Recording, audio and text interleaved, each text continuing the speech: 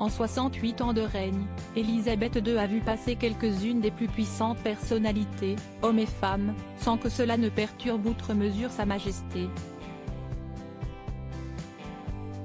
Il y en a pourtant une qui aura sérieusement inquiété la monarque. Il s'agit bien évidemment de Lady Diana, ex-épouse du prince Charles, mère des princes William et Harry. En 1993, la méfiance d'Élisabeth II envers sa belle-fille atteint son apogée. Fraîchement séparée du prince Charles, elle est ultra-médiatique et bouscule les codes bien ancrés de la monarchie. L'Angleterre tout entière prend fait et cause pour cette princesse malheureuse, dont le mariage avec le prince Charles se solde par un divorce, explique 50 Minutes Inside sur TF1 samedi 4 juillet. Puis la journaliste Ingrid Seward d'ajouter, les relations entre la reine et Diana étaient complexes.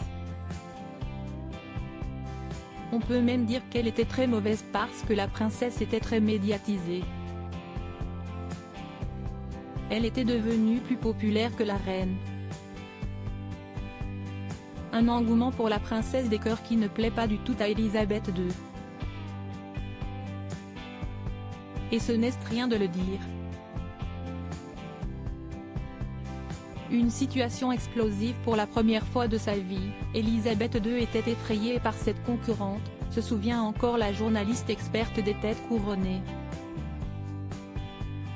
50 Minutes Inside évoque une situation explosive entre les deux femmes. Cette concurrence entre la reine et sa belle-fille a à plusieurs reprises donné des cheveux blancs à la monarque. Les multiples infractions au protocole de la princesse des cœurs y ont été pour beaucoup.